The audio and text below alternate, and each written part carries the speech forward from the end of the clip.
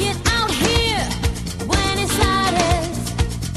Stand back, you ought to know what you're gonna get in me. Just a little touch of star quality.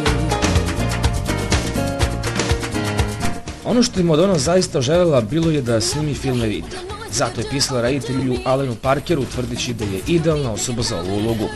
Čak i nagovorila predsjednika Carlosa Menema da joj dozvoli da otpeva čuvenu pesmu Ne plači za mnom Argentina sa predsjedničkog balkona. Dok su predsjednik i ona uljudno ćaskali za večerom, Madonna je naglo prešla u ofanzivu. Tokom snimanja ponovo je izašla na večeru sa predsjednikom i posle toga zapisala u svom dnevniku. Njegove oči su svlačile svaki pedalj mog tela. Radio je to čitave noći svojim prodornim pogledom. Zatim je dopisala da predsjednik farba kosu crno i da ima mala stopala. Mene nam je prilično džentlmenski izvratio, Madonna baš i nije toliko seksi kao što misli. She chased, fought and eventually landed the role she felt she was born to play. Ava Peron in Alan Parker's Evita. And then something comes along which really surprised everyone, and that was Alan Parker's Evita. She'd really wanted the part, and I believe had written to Parker and said, look, I'm your woman. 1950s Argentina hailed Ava Peron as the spiritual figurehead of their nation. 40 years on, and Peron was gone, but not forgotten.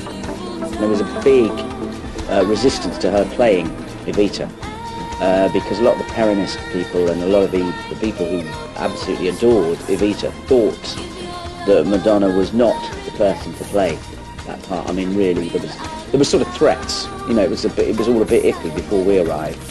And there were sort of, you know, it said things like Alan Parker Task Force, as if we were an invading army, go home, on walls, you know, written in red, you know, writing. It all looked a bit, you know, really South American sort of revolutionary time. We thought, oh Christ, as we came in from the airport, saw a couple of these, you know, and Madonna go home and things like that, you know. As filming continued, the pressure on Madonna to prove she could act was huge. It was a very difficult role for Madonna to pull off. I think she was incredibly stressed, and I don't think she was stressed from Alan Parker or any members of the cast. And I think there's Madonna putting herself under this stress. Madonna, it doesn't matter how much money in the world one has, if you want to do something extraordinarily well, you'll put stress on yourself. Yeah, I mean, the pressure came from herself, because she knew what she had to achieve.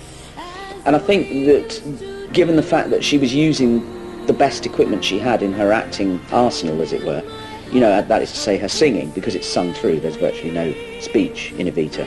That was a great thing for her. It meant she could express herself without actually having to delve into, oh God, this is acting. You know, it was just nicely in where her strengths are. I think it was an enormous pressure on her. I know towards the end I know she said to me, I just want to get home now. I've just done, you know. In every other aspect of her movie career, it's been really one big zero. You know, she's been panned by the critics, the movies have kind of bombed, but Evita was the one moment when she triumphed. And I think it was because it wasn't so much an acting role, or being an actress, as actually being Madonna, being Evita.